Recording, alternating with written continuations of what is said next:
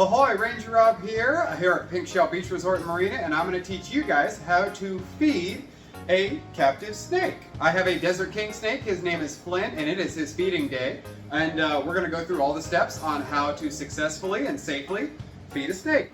First thing with feeding is preparation. Make sure the feeding tank and the home is ready, and make sure your snake is not shedding or about to shed. This will hinder the feeding process. I also heat up the mice and get them ready. I do not feed my snake live for multiple reasons we'll get into in a little bit. When taking him out, be gentle. Sometimes if he sees that or senses that he's about to be fed, the snakes might be a little more aggravated and ready to go. So I put him in a separate container, always a separate container. This will make sure the snake's mind never is on food while he is in his habitat.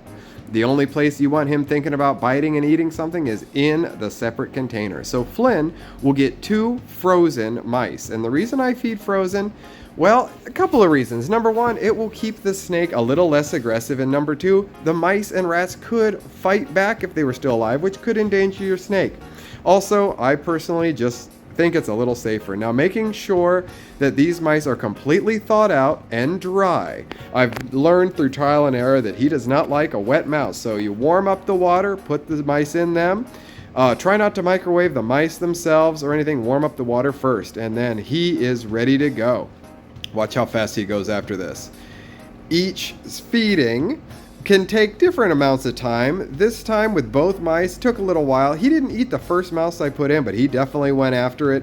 And I think because I was recording with the camera, it might have taken his mind off that a little bit. So he didn't go after the first mouse, but I put the second one in and he went right after it. The whole process probably took about 3 to 4 minutes for each mouse. And you'll get to see it here. I will speed it up just so we don't have to sit here watching it.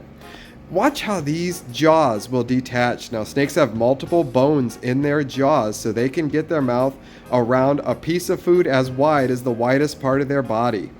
And snakes do not like to bite if it is anything that could hurt them. That's why rattlesnakes have rattles, cobras have hoods, and even Flynn will musk or make himself really stinky or poop. And the reason they do this is because it is just safer for them to not have to bite out of anger or defense because of all those bones in their jaw and because of the multiple teeth. If any of those get broken or infected, it could hurt them. They wouldn't want to eat because it would hurt too bad, and then they can starve.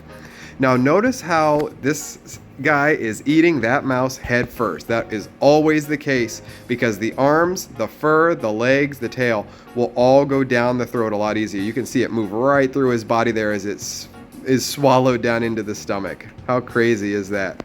I did get a little bit at the end of him eating the second mouse. And the best thing to do during this time normally would be to cover him up, put him in a quiet, dark place. I was very lucky that he was comfortable enough eating. But you'll want to put him in a quiet, dark place for a while that's nice and warm so they can eat and digest. You don't usually want to mess with them right away. But as soon as he was done eating, I let him sit for a while, and then I slowly put him back into his habitat where he could go back and rest. And I won't be handling him for a few days after the feeding. I hope this was helpful, and I hope you guys have success in the future. These animals are quite beautiful and amazing and great to use for education.